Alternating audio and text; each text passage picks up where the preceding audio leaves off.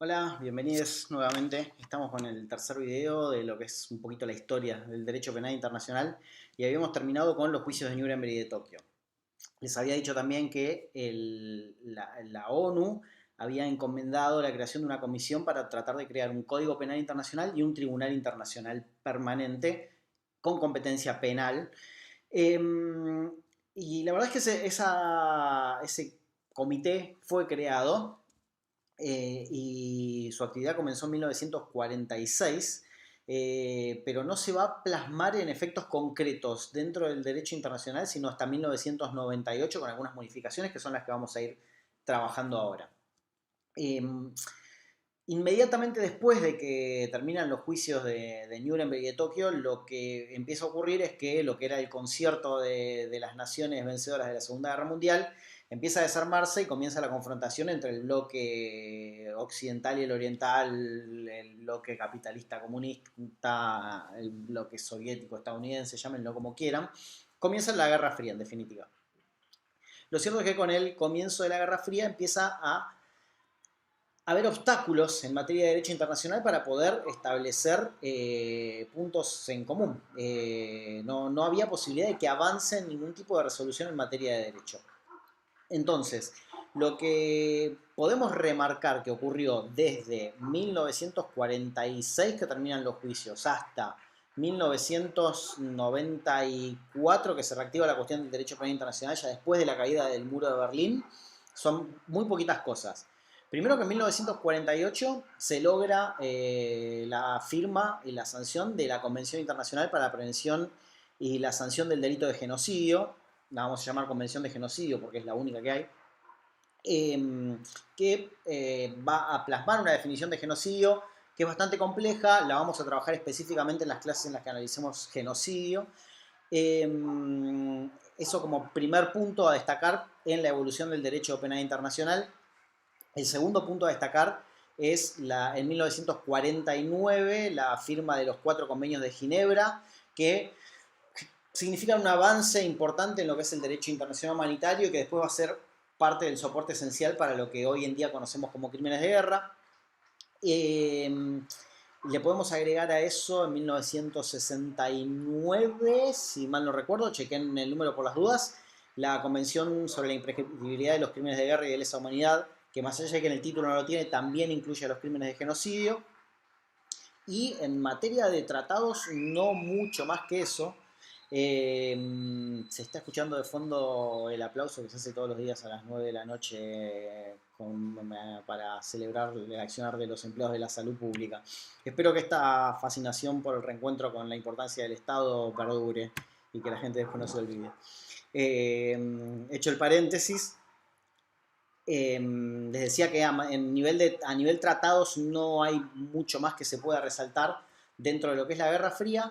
Sí podemos destacar por ahí a nivel local algunos juicios que se realizaron, para destacar el juicio a Adolf Eichmann que se hizo en Jerusalén después de que lo secuestraron, porque fue un secuestro acá en Argentina, después de que lo detectaran los servicios de inteligencia israelíes, detectaran la presencia de Eichmann acá en Argentina.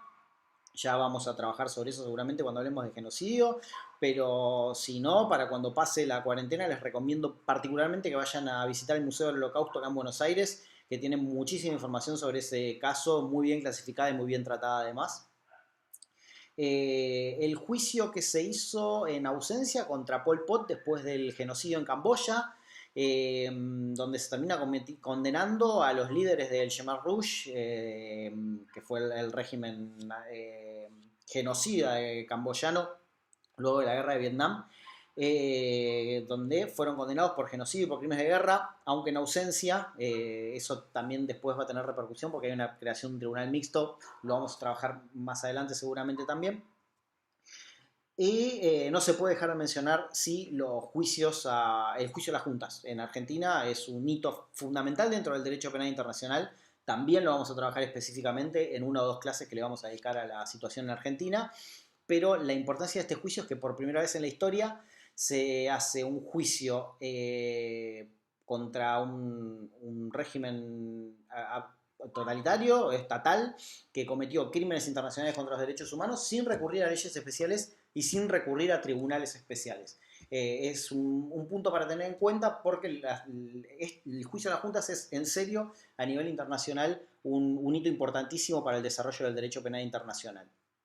Les decía que son muy poquitas las cosas para destacar hasta la caída del muro de Berlín, pero después de la caída del muro de Berlín, durante la década del 90, empiezan a ocurren dos situaciones que fueron las que llamaron la atención de la comunidad internacional. Hoy voy con agua, para que no se me quejen. Además por la hora. Ocurren dos situaciones que llaman la atención de la comunidad internacional, les decía, y que tienen tremenda relevancia en lo que es la historia del derecho penal internacional. Esas dos situaciones son el conflicto en Yugoslavia y el conflicto en Ruanda. El conflicto en Yugoslavia, para encuadrarlo históricamente, tiene que ver con... Yugoslavia es un territorio que está ubicado estratégicamente en un lugar de paso entre Asia y Europa. Eso hizo que a lo largo de su historia sea poblado y conquistado por diferentes pueblos. Formó parte del Imperio Austrohúngaro, del Imperio Otomano, no llegó a formar parte del Imperio Otomano, pero después de la Segunda Guerra Mundial pasa a tener una especie de control soviético. Un lugar en donde distintos pueblos habían ocupado el territorio y distintos pueblos que habían tenido históricamente conflictos por cuestiones étnicas, culturales, raciales, religiosas, de lenguaje, un pueblo en conflicto. Ese conflicto había sido manejado bastante bien por quien fuera designado para intervenir en ese territorio, el mariscal Tito, que no solamente manejó bien los conflictos dentro del territorio yugoslavo, sino que manejó bien las relaciones internacionales de Yugoslavia, a mi modo de ver, porque fue uno de los promotores y fundadores de la Asociación de Países No Alineados. ¿Qué significaba eso? Que no jugaba del todo ni con el bloque oriental ni con el bloque occidental. Eso hizo que por el lugar estratégico que tenía también, que era un poco la unión en Europa entre los dos ejes, recibiera mucha financiación, mucha ayuda económica, muchas inversiones, para decirlo de algún modo, de los dos bloques para tentarlo, para jugar para uno o para otro. Hay dos situaciones que ocurren en Yugoslavia en la década del 80. Primero, que muere el mariscal Tito a principios de la década del 80, y segundo, que cuando la Unión Soviética empieza a evidenciar su caída, ya pierde un poco de sentido el hecho de que entren inversiones para seducir a Yugoslavia, porque la caída de la Unión Soviética era inminente. La Unión Soviética no tenía plata para invertir y al bloque occidental dejó de interesarle porque la Unión Soviética se venía abajo. Eso, entre otros factores, hizo que Yugoslavia entre en una crisis económica bastante importante y, como ocurre habitualmente cuando suele haber una crisis económica, se buscan responsables. Y en esa búsqueda de responsabilidad comenzó un auge de los nacionalismos, fundamentalmente un nacionalismo serbio. Serbia tenía además el control del ejército federal yugoslavo y empieza a haber un reproche hacia los pueblos no serbios que ocupaban el territorio de Yugoslavia porque los serbios estaban en el lugar más productivo. Entonces sostenían que el trabajo y la producción serbia estaban manteniendo a todos los demás pueblos que no aportaban un beneficio económico tan grande a criterio de ellos para Yugoslavia. Entonces empieza a surgir este nacionalismo serbio, sobre todo de la mano de la figura de Slobodan Milosevic. Este nacionalismo termina literalmente en un genocidio, o sea, empiezan a proponer que la forma de mejorar la economía de Yugoslavia es eliminando a los pueblos que para ellos no son productivos, y empiezan los conflictos con Bosnia, con Croacia, Montenegro, Kosovo. O sea, empiezan diferentes conflictos en torno a la situación de Yugoslavia. Eso hizo que la comunidad internacional preste atención. ¿Por qué? Porque de vuelta en Europa, 50 años después de terminada la Segunda Guerra Mundial, empieza a surgir la posibilidad de que de nuevo, por un conflicto racial, religioso, étnico, se cometa un genocidio. Es así que interviene el Consejo de Seguridad, después terminó interviniendo la OTAN también a nivel militar. Lo cierto es que entre todas las medidas que adopta el Consejo de Seguridad de la ONU, ordena la creación de un tribunal internacional penal, esta vez ya es civil, no es militar como el de Nuremberg, para juzgar crímenes cometidos durante el conflicto de Yugoslavia. ¿Qué características tiene este tribunal? Bueno, lo primero que tenemos que tener en cuenta es cuáles son los crímenes que juzga. Los crímenes van a ser crímenes de guerra, crímenes de lesa humanidad y genocidio. ¿Cuáles son los fundamentos? Queda fuera crímenes contra la paz, lo que hoy llamaríamos crimen de agresión, porque no hay un conflicto internacional, era un conflicto interno. Hoy en día Yugoslavia está repartida en muchos estados, en ese momento era un solo estado, de modo que era un conflicto interno, no había violaciones al jus ad bellum. Crímenes de guerra ya traían todo el bagaje del derecho internacional humanitario históricamente, lo mismo que en la Primera y en la Segunda Guerra Mundial, y se le agregan los convenios de Ginebra del 49. Crímenes de lesa humanidad toma un poco la base de lo que fueron los crímenes de lesa humanidad definidos en el Estatuto del Tribunal de Nuremberg, con modificaciones. Si ustedes analizan qué es un crimen de lesa humanidad para el Tribunal de Nuremberg y qué es para el Tribunal de Yugoslavia, son diferentes las redacciones de los artículos. Y genocidio, la redacción de genocidio es exactamente la misma que la de la Convención del 48.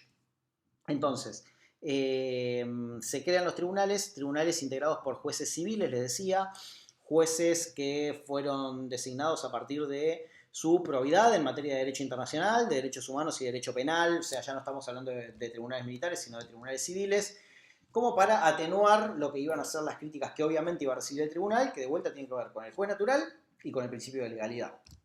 Ya que no había creado un tribunal específico para eso, ni había un código penal internacional. Sí se podía escudar detrás de la Convención sobre Genocidio, pero el tema de los crímenes de guerra y de lesa humanidad era una cuestión de costumbre internacional y no estaban plasmados como tipo penal en ningún tratado específico, por lo menos aplicable al caso concreto.